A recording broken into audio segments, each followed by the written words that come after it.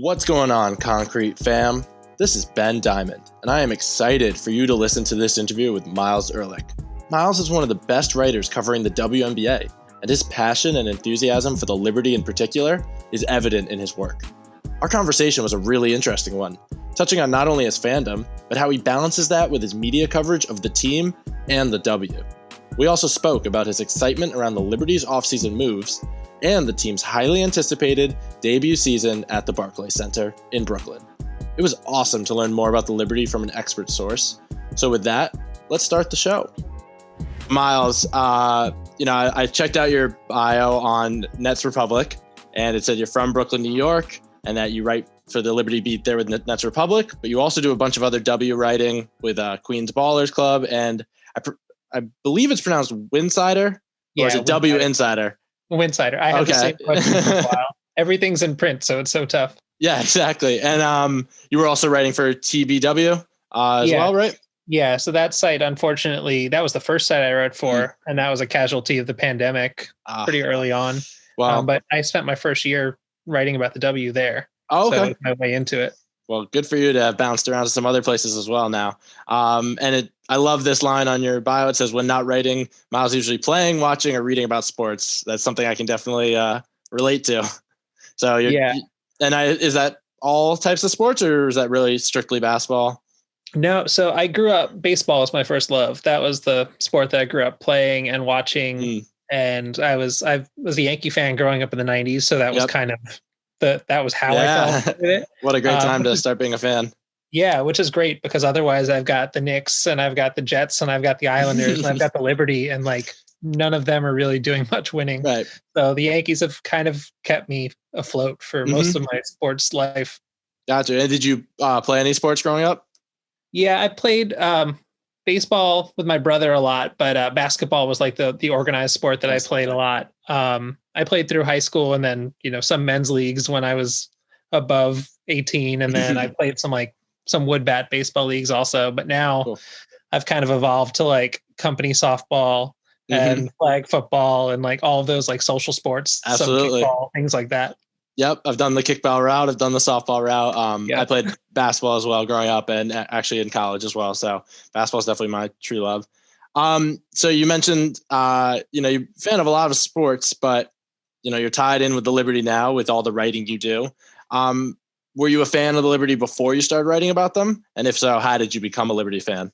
Yeah. So it's yes and no. Like they were kind of I was always peripherally like paying attention to the WNBA. And I think that's just because I'm one of those people that like would fall asleep with SportsCenter on and wake up with SportsCenter on and then kind of like get all the news through osmosis in the middle of the night. Like I just kind of absorb all of it. So like when I was a kid, I remember my first memory of the Liberty, my mom and I were going to Costco and we were listening to a game on the radio that we just happened to turn to.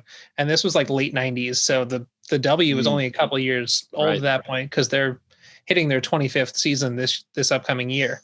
And it was just a good game back and forth. And we just sat in the car and like ended up listening to the entire second half because we were just so invested in it. That's awesome.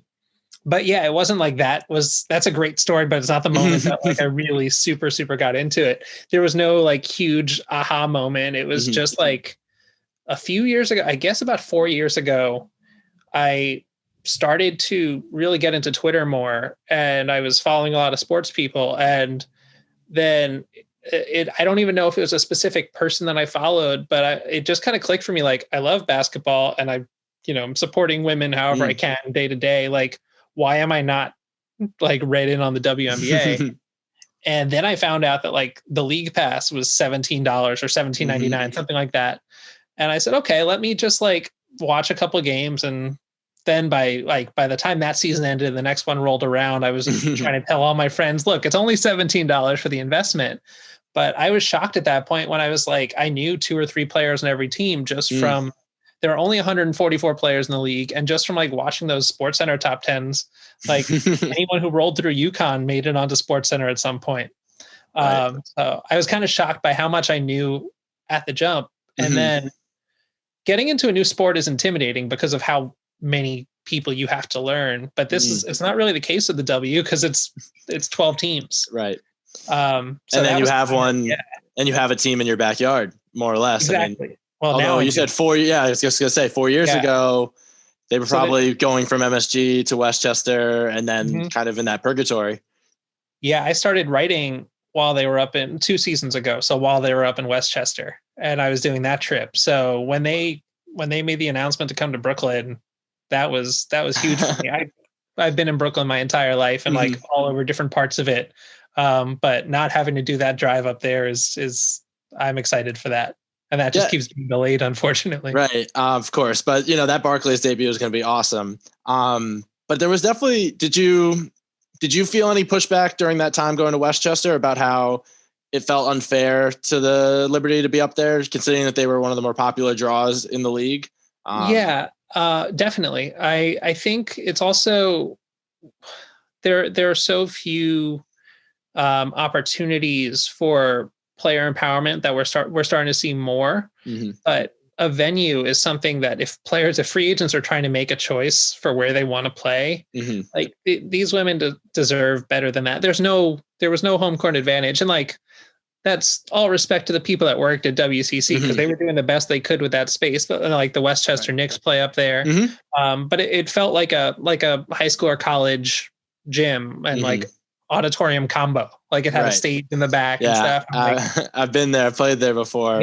Some leagues growing up. No, that's a great. So like it's not the venue itself. It's just not for these are professional women and like they should be playing at a professional arena. And like, so in 2019, they had a regular season game at the Barclays Center and just the energy there was phenomenal. And it was just like a preview because at that point, if I remember correctly, there were rumors, but it wasn't officially confirmed yet that they were going to be moving to the Barclays Center full time. But just like they came out and they had the giant Liberty torch that they'd had to retire because that would have burned down Westchester and like all of Westchester, not just that arena. Like it was a torch that they were able to put out on the court and like the flame came back and everything. So it was dope. And like, I'm just excited for that. And that's like, they did a rebrand. That's how you build. That's how you make yourself a destination. Because like you're also in New York City again. Absolutely. And I'm also a Knicks fan. Born and raised in Manhattan, so I don't have as much of a Brooklyn connection, although I've spent time there and worked there a little bit. But I thought it was cool that they kept the New York name. And I don't know, maybe that is something that's like down the line going to be part of more rebranding. But I thought it was cool that, they're playing in Brooklyn, but they kept that New York name because they're one of the first franchises, and like you said, coming up on the 25th year anniversary. Absolutely. And the thing with that is, which I'm actually like trying to figure out an angle to write an article on, is their mascot is Maddie, who was named after Madison Square Garden. So I wonder I didn't even know what Maddie's fate is going to be if now they're going to be Barclays full time, but we'll see. I got to figure out who I can pepper with that question. That's definitely for the higher ups. It might go above the GM on that one. That's awesome. So, you talked about that 2019 game with great energy. Has there been any other Liberty game that really stands out to you that you've been to either as a fan or for covering for, the writing you've been doing? Yeah, I would say that so there have been 2 games that I've been to at the Barclays Center. There was that regular season game. And then there was also another one that they played an exhibition against the Chinese national team, which was Han Shu's debut back in 2019 also. And that was like when Joe Tsai bought the team and when Han Shu was drafted, there was a lot of conversation about like, this is a partnership. There's a huge untapped potential there for the Asian American basketball fans in New York City. And that was just kind of cool to see, to go to a game. And that's the closest I've been to like an international game. It felt like, because there were fan sections, and at the games at Westchester, Han had her own fan section as well. Wow. Which is like, I guess I've seen that at Yankee games a little bit when there are different players from different, I remember like Hideki Matsui had a huge following and like Tanaka in recent years.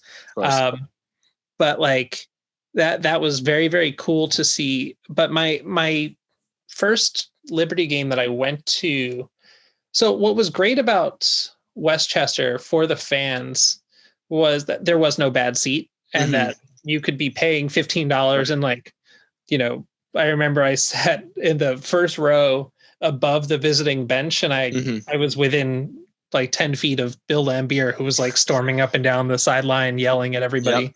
Yep. And like, for that, I remember there were a couple of girls that were sitting in the same row next to my friend and I, and they were in full Girl Scout costume, like Girl Scout uniforms. Right. And like, there was just that level of support where it's like, you're able to see the game through their eyes and through their investment. And that happened at basically every game. Or if you walk around and there are like Planned Parenthood stations and things like that. And it's a league that is just like morally aligned with everything that I'm looking for. And it's so empowering. And I'm trying to think if there was like a specific game. I mean, that game against the Aces with Lambier storming around was deliberately broke like the longest losing streak in WNBA history. Up there. Well, there you go. And that was like against the Aces, who were a powerhouse at that point, because they'd just gotten Liz Cambage to go with Asia Wilson. And like that team was, I went there assuming it was going to be a loss on the whole drive up, and then was still confused on the drive back, and because they beat them by a bunch. That's awesome. Good. Yeah. So then it's funny. I love that you talk about the young girls at the game, watching it and kind of seeing it through their eyes, because, representation is everything. And it's such an important league in that sense, but not just for little girls. It's important for, little boys too, to see, really powerful women, amazing athletes, amazing leaders in the community. So I'm curious, what are some of the fan interactions you've had now? Both as a fan, in media. You talk about being involved on Twitter. Is there anything about this fan base that has surprised you? And then the second part of that question would be, what more do you want from this fan base, especially with it establishing itself in Brooklyn, and really this being the new era? Obviously, this past summer kind of derailed that start to the new era. Yeah. Well, Twitter really is an amazing place. Like, fans of the W, and like, as well as like the support that you see that extends to the NWSL and the NWHL, because that became like a cross-platforming support over this summer or this past year as the other women's sports leagues came back. It's largely just like a collection of people out there that are championing women's excellence. I've had some really cool interactions with overseas fans. And like, I've been on the other side of that time gap, because WNBA players will join teams overseas when they're at their off season. So like, I have a really, really deep level of appreciation for that level of investment. Absolutely. But yeah, I also need to like shout out the WNBA's media community, because so much of the coverage is coming from independent outlets, and like the pay is just so often minimal in relation to the depth of coverage and the depth of information that is being distilled. Right. So like, if someone's covering the W, it's a passion. Like, they've grinded to get to that point so that they could amplify the game. It's not like there's some huge payday waiting at the end of it.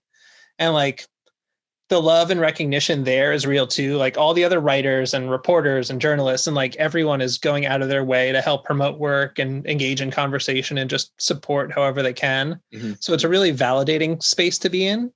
And I don't take that for granted at all. And like, I just got off of a call for a couple of hours today because of I was on Clubhouse, because Renee Montgomery is part of a team, part of a new ownership group that just bought out Kelly Loeffler from the Atlanta Dream. And like, that's a huge deal for so many reasons. Yeah, absolutely. All the political ramifications of all that. And like, we just talked for a couple of hours and like in that room, and that's incredible. And that access, I think that was one of the first things that kind of pulled me to the W was, I mean, like, I was on Twitter for a little while before that, just following like, Woj, and I was trying to like find out who was getting drafted 30 seconds before they were getting drafted. Like, that was kind of what I used Twitter for.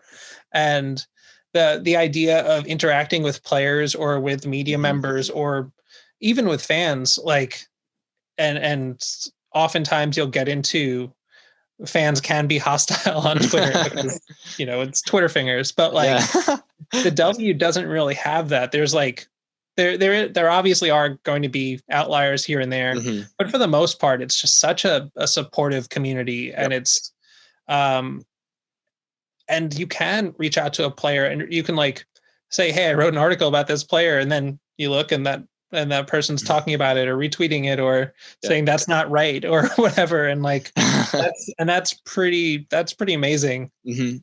Yeah. So, has there been any specific thing that maybe you've written about a Liberty player that was amplified by them, or maybe perhaps disagreed with? Has there been anything stood out to you yet with an interaction with a player? I haven't had any real negative interactions. Luckily, I've seen those happen before.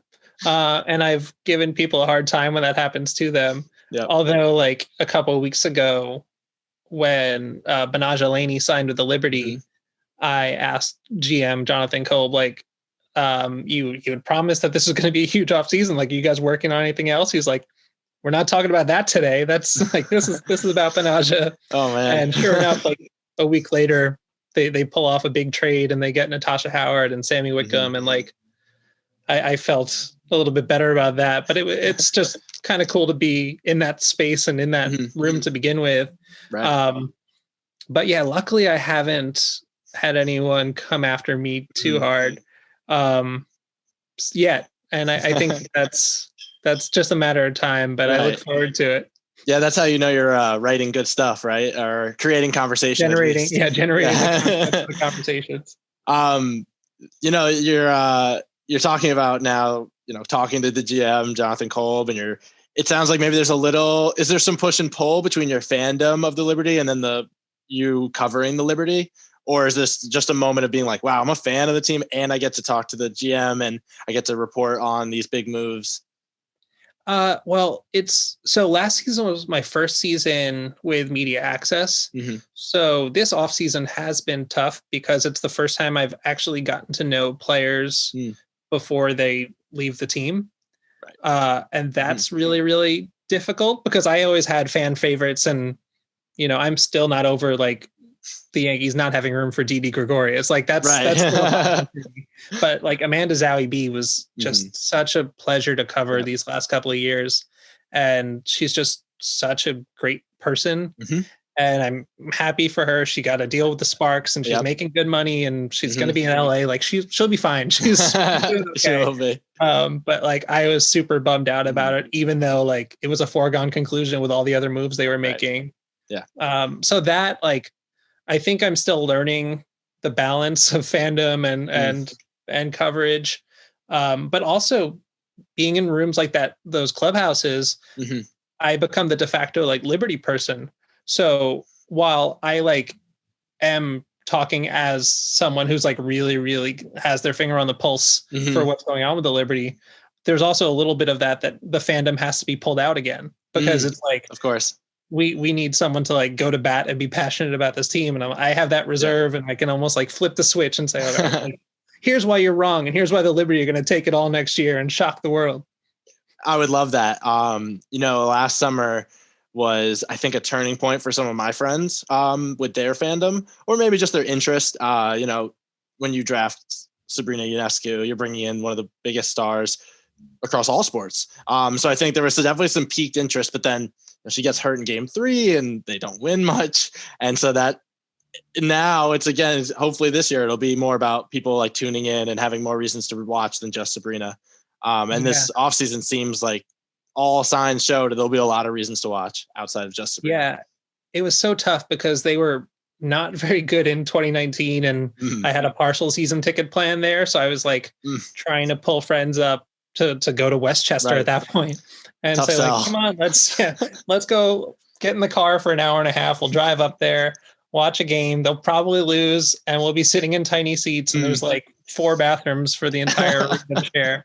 But like, it'll be a good time, I promise. And now I could say like, I've got season tickets and I'm right behind, like right off the tunnel and it's affordable. Right. And now I can say like, we're going to go see, because Sabrina was going to be, I was going to say like, you've heard of Sabrina Ionescu, which is already a big deal. And that's the hardest part. So now there's someone you want to see. And then 3 games in, I had to temper expectations and say like, all right, they have half a dozen rookies out there. Yeah. And like, they had a whole bunch of opt-outs because they had so many overseas players and health and everything with the bubble. So hopefully, you know, this season I can try again to get them back in. But I feel like it's at this point, I have so many friends just like reading articles that they should know a lot going into the season, even if I've given them like false hope. But at least they'll be coming from the same place that I'm coming from at that point. Yeah, I mean, with every offseason for every team, and, you know, we share a lot of the similar fandoms. I'm also a Jets fan. I'm also a Knicks fan. You know, offseason equals hope. It equals kind of this unbridled optimism. And then, you know, a couple weeks in, you usually are disappointed, although with the Knicks so far haven't been. But with all fandoms, you're always waiting for that other shoe to drop. Yeah. And so with the Liberty, again, it'll be really cool. I think there's going to be this nice, you know, it's big offseason debut in the Barclays, Sabrina's debut. Like, there's going to be these interesting, a lot of different narratives that all will cause people to really tune in. I'm hoping that's the case. Yeah. I believe it will be. And that's not me being a fan here. There, I put out a piece for Winsider a couple of weeks ago, which was the premise was which of the 4 teams that missed the playoffs, because it's the same pair. It's the same 4 teams that have missed for the last 2 years. And those 4 teams have only made 4 out of a potential 16 playoff berths in the last 4 seasons. So there's a lot of parity up top, but down at the bottom has been largely the same. Right. So I wrote about which of the 4 teams, and I do honestly believe that the Liberty are the best equipped to make that leap. And it's going to be hard on paper when you're saying they won 2 games last season. Like you said, like you had 2 games, you had 7.5 quarters of Sabrina, and then they went out and they got Natasha Howard, who was a former Defensive Player of the Year, and they got Sammy Whitcomb, who's a terrific 3-point shooter and also a solid perimeter defender. And then they signed Benaj Alaney, who was most improved last year and is an incredible pick and roll defender. So it's like you are starting with a team that was 9th in defense last season, and now your entire identity is going to be defense. Right. And they shot the second most threes last season with a whole bunch of people that were not really 3-point shooters. So that was the other goal in this offseason is Sammy Whitcomb's a career 35%, but she was hitting 38 last season. And then Laney was over 40. Natasha Howard was close to 40. Rebecca Allen was 42, and then she didn't play last season. Marine Johannes is a great shooter. She didn't play last season. So they're bringing back all of these shooters, and they're going to have a point guard because turnovers were a huge issue. So like, of course your defense is going to be terrible if you're constantly running back in transition. So like it's not that they're going from a 2-win team and they're starting from scratch. It's basically a new team out there, and it's a really talented team too. Yeah. And they won't be carrying as many rookies. You know, it was like an unprecedented amount of rookies. It was basically just like a college team trying to compete in the W. Without any practice. Also, there was almost no practice at all in the bubble. And that was something that Coach Walt Hopkins talked about at a media session last week, as he said, like, he's so excited about being able to practice again, and that they couldn't work in with the personnel and with the limited practice time. They couldn't work in like different sets on offense and defense. And they can now switch, and they weren't able to do that last year, really.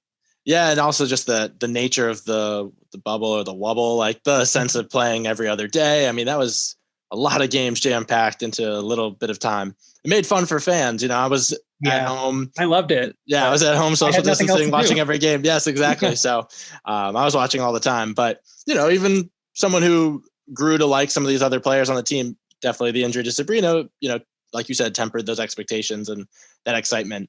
So you've been talking a little bit about the offseason, and you talked about Natasha Howard and Sammy Whitcomb, who were some of the players who were on the roster last year, or maybe who opted out, who you're excited to see again, either because they played in the bubble, got experience, and can really contribute, or because of circumstances with the pandemic, you're like, they're going to fit in so well. Yeah. I think we should probably start by talking about Rebecca Allen, because Rebecca Allen is basically the prototype for what Walt Hopkins is looking for in his system. Nice. She's a wing who can play basically like 4 positions on the court. And she's exciting on both ends. She's a shot maker. She's got like a solid set shot from the wings. And like I said, she hit 42% of her threes a couple of years back in 2019. And she's got a solid wingspan. She's been playing in Australia for the last couple of months until recently, where she's been in Spain, but she's Australian. So she was there during the Wubble season. And then Maureen Johannes is just so exciting. She is one of the flashiest passers I've ever seen playing basketball. And just like, I don't often use this word, both because I don't think I can say it without sounding like a nerd. But like swag, she has swag on the court, and there's no other way to describe what I don't understand, like how her mind works when she's playing basketball, because when I'm playing, I know that like I've got a solid mid-range jumper and that I can like fundamentally get my footwork going and get to the basket. She is anticipating passes and throwing behind the backs and over her head. She has this like over her head, behind her head pass that she does like relatively consistently. And her layup finishing package is all these like scoop, one-handed, like moving her hand back and forth like it's a baton, and she's leading an orchestra. She's like all over the place. And she's got step back threes that she had 2 games in her rookie season with the Liberty 2 years ago where she went 6 for 6 and was 4 for 4 on threes. Like, and they're end of the shot clock, end of the quarter, you know that she's not passing the ball, and she'll just dribble into a step back 3 that like almost scrapes the ceiling and it just drops in. And she's streaky and needs to like bulk up a little bit on defense, but is just so exciting. And the potential of her, if you have her and Sabrina both in a backcourt and surrounded by shooters, like what are you doing if you're the defense there? It's just going to be like a hidden ball trick, basically.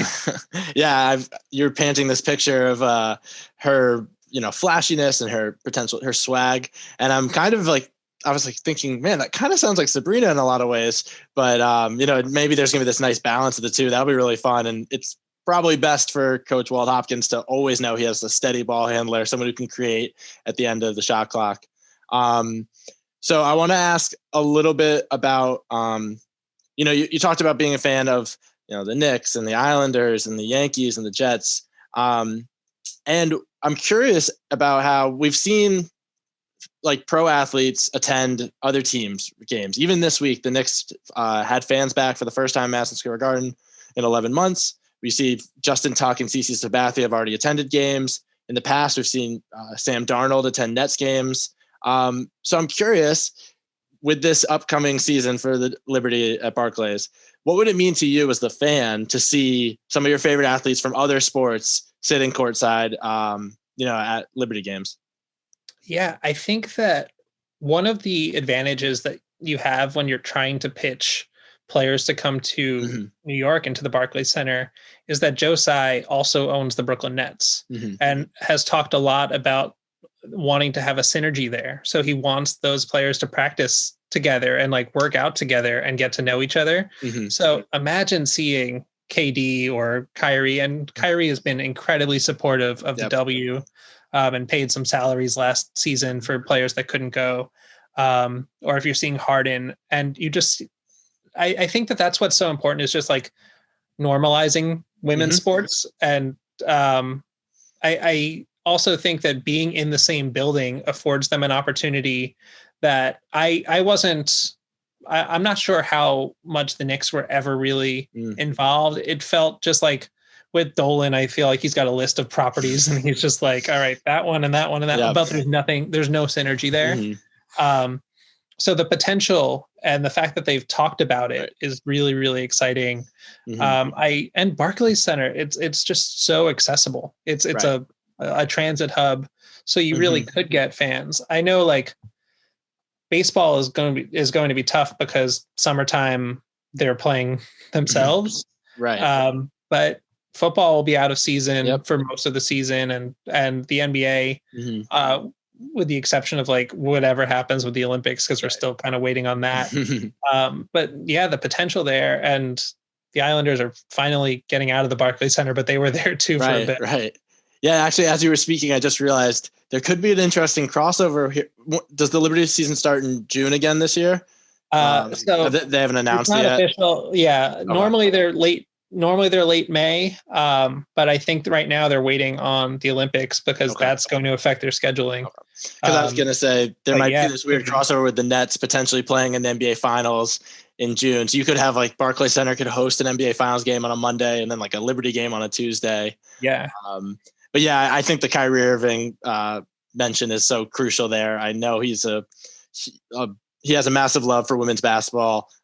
His relationship with Kobe Bryant and Gigi when they were alive was strong, and he still carries them with him to this day. And then you have Sabrina Ionescu, who also has this amazing relationship with the Bryant family, and it's like two of the Bryant's closest mentees or whatever relationship, however you want to describe it. It's like they both play at the Barclays. So I think that's like a pretty fantastic, perhaps coincidence that they both play there. And I'm definitely excited about that. Sabrina's going to be a draw. Sabrina will be a draw for different basketball players too. Yeah. And I think that's where I love the line normalize women's sports, although I also think it should be unnecessary. Like we should just, it shouldn't need to be said, but it does for now at least. And that's one of the reasons why we wanted to have you on, Myles, to talk more about the Liberty. And we have fans who are Nets fans. And so we want them to be like, yo, there's going to be another great basketball team in your building. Basketball doesn't stop all year round. Exactly. Yeah. No, it really doesn't. And it's so great to have the Liberty back in New York. Like we said, after that little hiatus in Westchester. And, I think there'll even be Knicks fans that tune in. I think there'll be Knicks players that tune in. Because like you said, Sabrina's going to be a big draw. And I think even like little subtleties, like people love the seafoam green. I had friends last summer who aren't Liberty fans. They're just, they love basketball. They'll just text me, wow, like that is such a cool colorway. I need those shorts. Which, that's a whole nother conversation about the WNBA selling more gear. But, and we saw the stuff with the orange sweatshirts in the NBA bubble. Do you happen to have one of those? Are you one of the lucky owners? I actually do. I was wearing it earlier today, so I realized it was right in front of me. So I've got the orange here. And I've got another version of them. There's a website. I forget what it's called, and this is bad because I'm trying to plug them.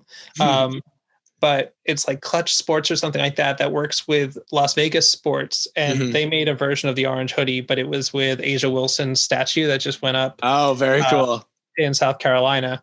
So I've got two versions of this orange hoodie, which is great. So I can just keep them rotating.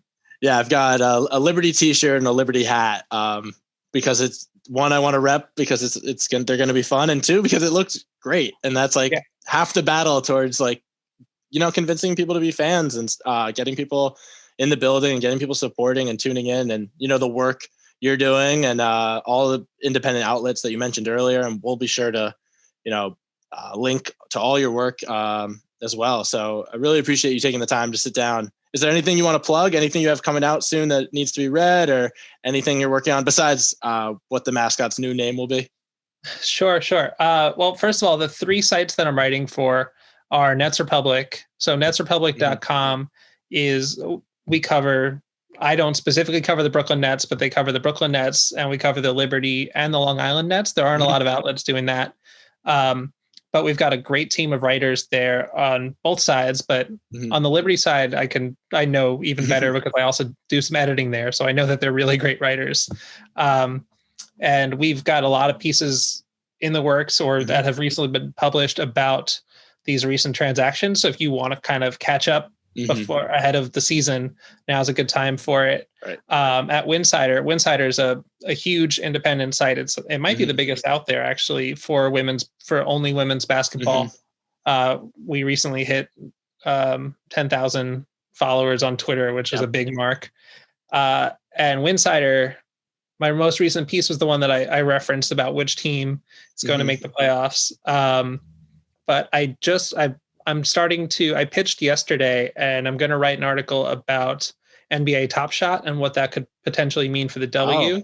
And I'm excited to get into that because I went from thinking it was silly to then listening to a podcast about it and then thinking it was amazing in the span of a half hour. So if I hope to capture that and talk to a couple players and get some quotes to see what they're thinking on that. Right. So that I'll work on for the next couple weeks. That's awesome. And then at Queen Ballers Club, I write long player profiles there. So if you really want to get into, I wrote, my most recent one was about Diamond DeShields, who's just fantastic. And if you want 4,000 or 5,000 words about a player and get to know everything from like them growing up to playing in high school, through college, through overseas, into the W, I've got those up there too. And all of my stuff is on my website. So mylesehrlich.com. And I've got all of my writing there. And I also have, for the last couple of years, curated a selection of WNBA players with their dogs. So if you're into WNBA dogs, there's a whole page there. Oh, well, yeah, that's great. That's just another great way to get people involved in the W's. Show the dogs. Do a lot of the players have dogs? Is that a lot of them do, and I am all over Instagram all of the time, looking for more more pictures. I mean, I'm sure by now they know to just send you cute photos and videos of their dogs. I haven't quite carved out that space, but that's my goal. That's my ultimate goal, is to get to just like, hey, I just adopted a dog, and be tagged in something on Twitter. Yeah, it's like you'd be like the League Fits, but of dogs. Yeah, exactly. What's the name of that? Is there an account dedicated to it, or no? So that's it's just on the website. That's on mylesehrlich.com, and then there's a tab at the top on the far right that says WNBA dogs, and you click through that, and it's got them all in like a slideshow. That's fantastic. Awesome. Myles, really appreciate you taking the time to talk all things Liberty and just fandom in general. We're really excited to read more of your pieces. We'll be sure to link all of them on the web on Concrete New York Sports. And, we're going to hopefully have you back on when we get closer to the season, once that official date is announced, and maybe when some games start going. Fingers crossed that fans are going to be in the attendance in droves. So Thanks again. Really appreciate you taking this time. This is a lot of fun. Awesome.